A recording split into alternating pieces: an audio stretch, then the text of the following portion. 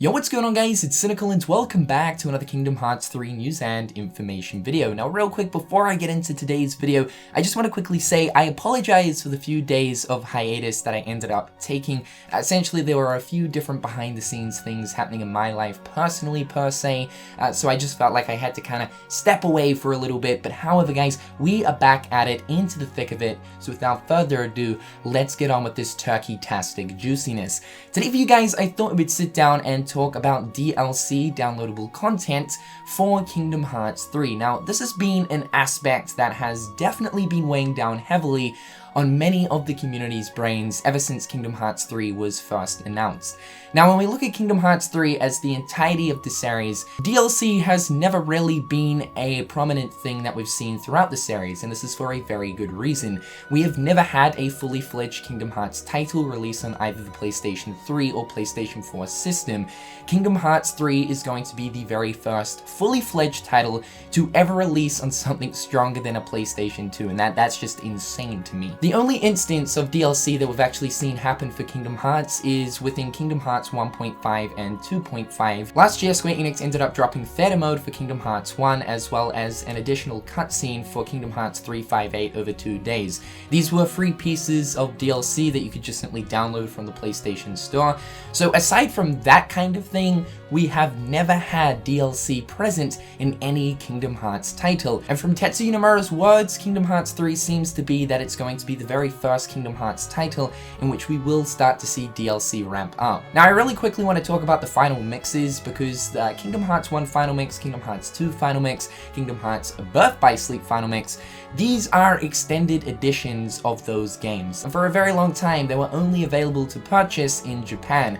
It wasn't until Kingdom Hearts 1.5 and 2.5 that anywhere outside of Japan finally got to experience the final mix editions of Kingdom Hearts 1, 2, and Birth by Sleep. Now, people could argue technically that final mix is somewhat DLC for Kingdom Hearts, and I would agree with you in a certain sense. Yes, it is an extended version of those games with more content thrown in, almost pretty much like a DLC. However, though, back in those times, we didn't have things like the PlayStation Store or the Xbox Live Marketplace, so we couldn't just go onto this digital platform where downloadable content is hosted and just simply add additional content onto our games. That kind of stuff just didn't exist back then. In fact, it was more of a sticky way of putting DLC together. Essentially, Square Enix threw together a completely different version of the game and sold it for full retail price. Now, in this current day and age, something like that wouldn't go down too well, but of course Japan, they love Kingdom Hearts, and if it means they're going to be getting more Kingdom Hearts, even if it is like an additional, 2, 3, maybe 4 hours of content, they will end up paying full price. In this day and age, though, that's just not going to happen. So without further ado, let's actually talk about the news and information. Now, within an interview between Tetsuya Nomura as well as IGN, they actually got onto the topic of talking about DLC, and this is what Nomura said. In this day and age, most major titles do have some kind of content releases after their release, Nomura told IGN via translation. So since I consider Kingdom Hearts 3 to be one of those major titles, I do want to have something to add to your enjoyment of Kingdom Hearts 3. So maybe you could continue to play a little longer than release, but we haven't really thought of anything in detail yet. So from what Tetsuya Nomura is saying right here, he likes the idea of DLC to expand and continue that Kingdom Hearts 3 experience after launch. From these words, it would seem like DLC is something that we can end up expecting sometime after the launch of Kingdom Hearts 3. Now, we have already seen instances of DLC already creeping into Kingdom Hearts 3. As of right now, we actually have a total of 3 different DLC pieces for the game, and these are simple pre-order bonuses, which essentially just change the look of your Keyblade. At this point, the only form of DLC we have for this game is Keyblade skins. Now, this personally makes me really happy. It's, not game hindering, it's not game altering, it's not like we're getting, 2 exclusive or 3 exclusive Keyblades that have crazy stat boosts so that when you first of all kickstart your adventure in Kingdom Hearts 3, you can pretty much take down anything within the first 3 set of worlds within a few simple swings. That's not the case, and I'm really happy to see that. I think cosmetic-based DLC is something that is fine by me personally. Like I said, it's not game hindering, it doesn't alter the gameplay or give you any sort of unfair advantage. And so for the current case of DLC that we have right here with the Xbox Star Seeker, the PlayStation Star Seeker, and a color palette swap of that mysterious Keyblade we saw at the end of the Frozen trailer. This kind of stuff I don't mind whatsoever,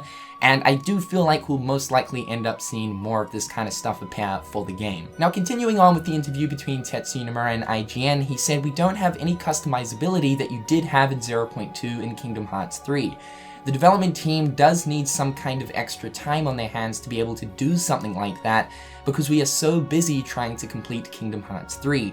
We just don't have any time to do that right now, but I think there is potential to maybe do something like that after release." So this pretty much suggests the fact that in terms of the wardrobe system that 0.2 introduced, a system where we could complete tasks and objectives throughout 0.2 BBS, and doing so would unlock us neat little clothing accessories and items to customize Aqua with. Now, because 0.2 Birth by Sleep is almost like a taste test of Kingdom Hearts 3, most of us were assuming that the wardrobe system would in fact return for Kingdom Hearts 3.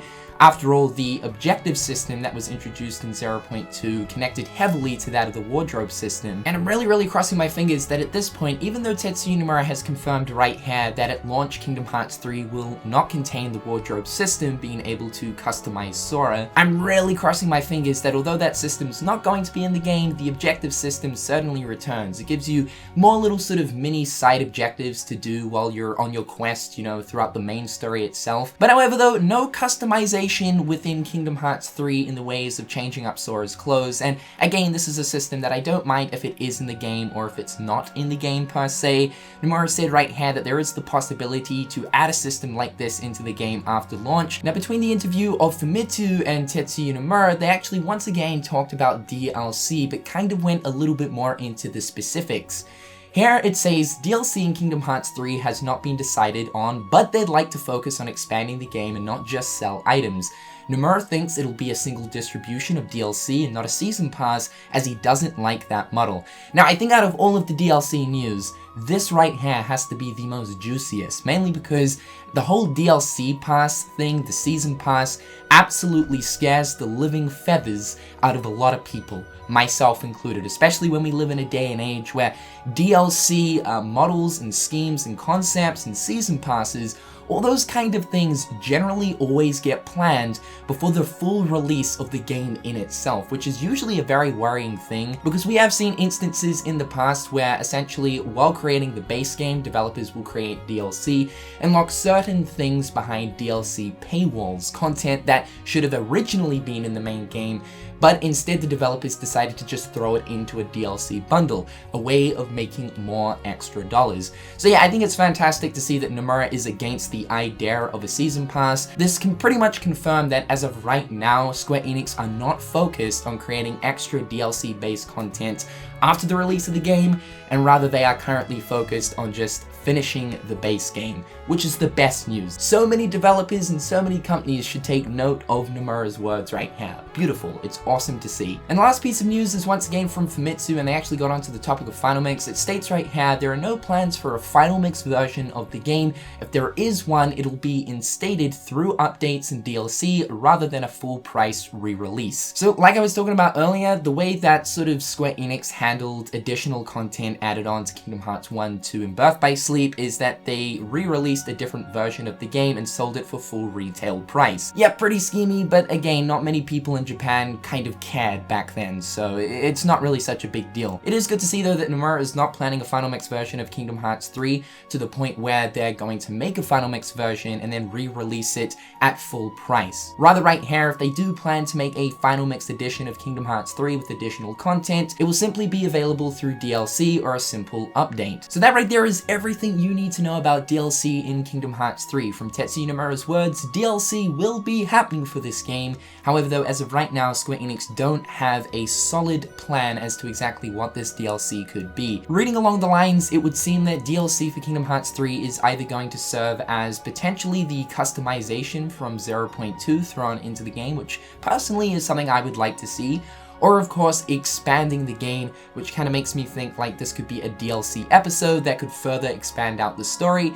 I'm okay with this, but it kind of comes down to exactly how this is handled. I really don't want to play through, Kingdom Hearts 3's story come across like 1 or 2 plot holes and then to find that these plot holes are actually patched up on within DLC. So long as we can avoid that kind of scenario going down, I don't mind Square Enix expanding KH3 through the use of DLC. Have guys in the comment section down below, let me know your thoughts and opinions towards this. Are you on board with the DLC idea for KH3? I would love to know. However guys, I've been Cynical. Hopefully you guys are having an absolutely fantastic day, and until next time guys, I'll catch you later. Peace. Hit them on the page, you'll be coming through stunning. Gold in my mouth when you suckers be bluffing. Milk crank, gaming up the bitch though.